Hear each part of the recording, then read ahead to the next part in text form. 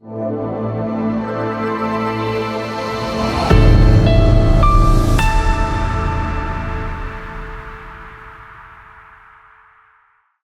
भाइयों को राम राम। आप सभी का स्वागत है ज्योतिष विज्ञान के इस साइंटिफिक और टेक्निकल चैनल नाड़ी नक्षत्रा बाई विजयोलॉजी में। दोस्तों, तकरीबन तकरीबन 15-20 दिन पहले हमने एक पोस्ट की थी। वीडियो नहीं डाली थी लेकिन पोस्ट की थी यूट्यूब के ऊपर ही, कि जो इजराइल और हमास के बीच में सीज फायर हुआ है, ये सीज फायर लंबे टाइम तक नहीं चलेगा।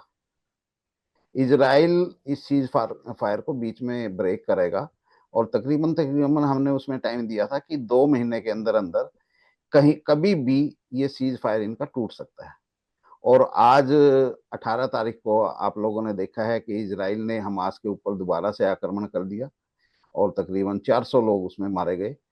और आप सभी के प्यार से ये तुक्का भी तीर में बदल गया। मैं इस विषय पे बात करने के लिए भाई साहब शमशेर सिंह जी को इनवाइट करता हूँ। जी भाई साहब। भाई साहब नमस्कार। नमस्कार। भाई साहब आपकी एक फिर भविष्यवाणी आज जो है 100% साइंटिफिक तरीके से बिल्कुल सच्ची हो गई है। आपने एक पोस्ट डाली थी, हमारे दर्शकों ने उस पोस्ट को पढ़ा, सराहा, और आज उस पोस्ट के ऊपर आपके कहे अनुसार आज जो है इजराइल ने फिर हमास के ऊपर आक्रमण कर दिया। तो बिल्कुल। जो आप अपने चैनल का नाम बोलते हो ना कि भाई नाड़ी नक्षत्र बाई विजयलॉजी साइंटिफिक चैनल, तो जो आपकी सारी पोस्टें होती है वो साइंटिफिक तरीके से आप डाटा के साथ देते हो, और वो चीजें दिन प्रतिदिन हमारे दर्शक भी देखते जा रहे हैं कि आपकी एक एक बात बिल्कुल 100% सत्य हो रही है। तो ये आज आप इस पे क्या कहेंगे कि ये कितने दिन चलेगा और कैसे रहेगा जी? ये अब इतनी आसानी से बंद होने वाला नहीं, क्योंकि एक जी बार सीज फायर हो गया था जैसे भी करके। जी लेकिन सीज फायर तो चलना था ही नहीं इनका, वो तो पहले ही हालात दिख रहे थे। अब जी तो ये समझ के चलो कि इजराइल धुआं उठा देगा। और साथ में इस बार पहले जो सबसे ज्यादा युद्ध हुआ था गाजा स्ट्रिप में हुआ था, लेकिन इस बार वेस्ट बैंक के अंदर तबाही ज्यादा मचेगी। और इस सब जी। के चलते लपेटे में, अगर मैं कहूं तो खाड़ी के देश भी अब लपेटे में आएंगे इसमें, क्योंकि उधर से अब धीरे धीरे ये गुटबंदी सी नजर आने लगी है कि भी आपस में गुटबंदी होगी है, वो उसके साथ वो उसके साथ, इस तरह का माहौल भी नजर आ रहा है आपको कुछ? हाँ बिल्कुल, वो सारी चीजें अभी देखें, अगर 1-2 दिन पहले देखें, अमेरिका ने भी यूती उसके हूती के ऊपर आक्रमण किया है 1-2 दिन पहले जी ही। और इधर से इजराइल ने दोबारा युद्ध शुरू कर दिया। और तीसरी चीज अगर आप देखें, आज 18 मार्च है, 29 मार्च को जी ग्रहण लग रहा है, और 6 ग्रहों की युति हो रही बिल्कुल। है मीन राशि में। शनि स्थान परिवर्तन कर रहा है। जी ऑलरेडी युद्ध के बादल तो मंडरा रहे हैं। और अभी जी मेरे ख्याल में 2-3 दिन पहले ही चंद्र ग्रहण था जो उसी साइड में देखा गया था, उसका भी प्रभाव है। होली वाले दिन चंद्र ग्रहण था। तो जो जो जो खगोलीय घटना है भाई साहब, जी मतलब उसका मोटा मोटा असर ये मान के चलो कि वेस्टर्न कंट्रीज पे ज्यादा आ रहा है। बिल्कुल, वेस्टर्न कंट्रीज के ऊपर ही। अगर आप एक चीज देखें कि जो ग्रहण लगा था चंद्र ग्रहण, वो वेस्टर्न कंट्रीज के अंदर ही देखा गया, हमारे इधर तो था ही नहीं। जी और अभी सूर्य ग्रहण भी लगने वाला है। जी उस दिन शनि राशि परिवर्तन करेगा, तो शनि का भी प्रभाव उधर ही उसी जी वेस्टर्न एरिया में सबसे ज्यादा रहेगा। और शनि और राहु की युति चलेगी मई तक।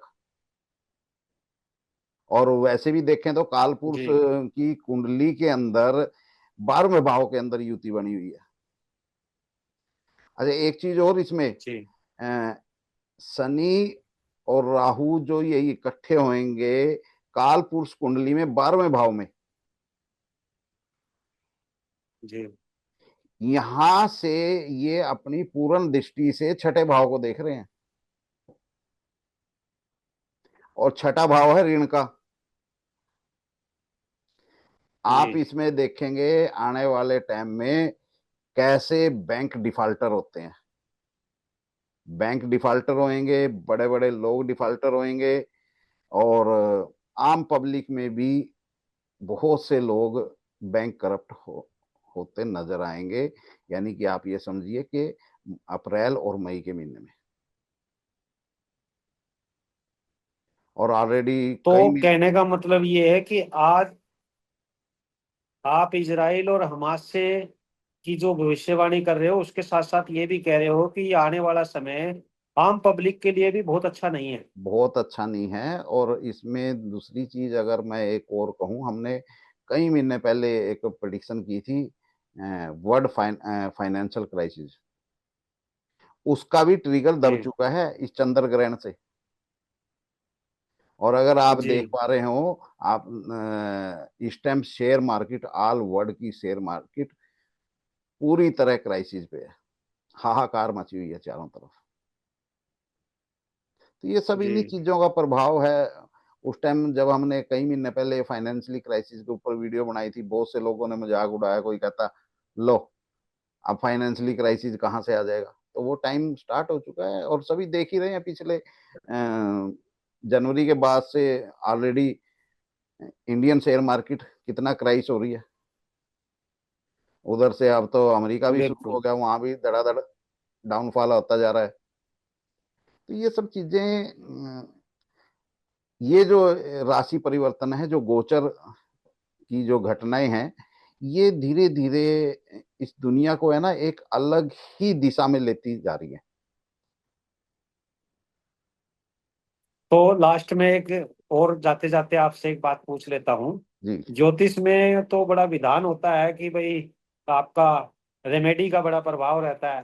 तो आम पब्लिक क्या इस समय में कुछ रेमेडी भी कर सकती है जिससे कि उनके ऊपर प्रभाव कम आए? देखिए रेमेडीज का तो है, लेकिन अब क्या है कि अब तो लास्ट पॉइंट पे पहुंच गए हैं।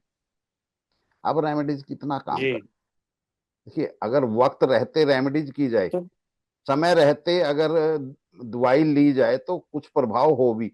अब कैंसर पहुंच चुका है लास्ट स्टेज पे, फोर्थ स्टेज पे। अब तो मेडिसिन भी काम नहीं करेगी, अब तो तो बस, ये भुगतना पड़ेगा। तो आपका कहने का मतलब है कि सिर्फ शांति बनाए रखें, अपने दिमाग को अच्छे तरीके से सोच के कोई भी डिसीजन ले। बस बिल्कुल यही एक पब्लिक के लिए रेमेडी है। बिल्कुल बिल्कुल, अपने आप को बिल्कुल इन जितनी भी शेयर मार्केट वगैरह हैं, कमोडिटी मार्केट है, इन सब से दूर रखें। अब देखो ना, गोल्ड सिल्वर कितना अपने ऑल टाइम हाई पे चल रहा है।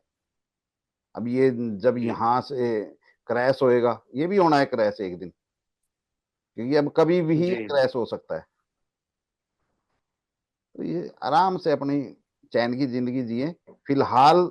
जो ग्लोबल मार्केट के हालात है ना, ज्यादा अच्छे नहीं है। ठीक है भाई। ठीक है भाई साहब, बहुत बहुत धन्यवाद। आपने जो है अपनी भविष्यवाणी के बारे में बताया और साथ में ये भी बताया कि आने वाला समय कैसा होगा। हाँ, नमस्कार। नमस्कार।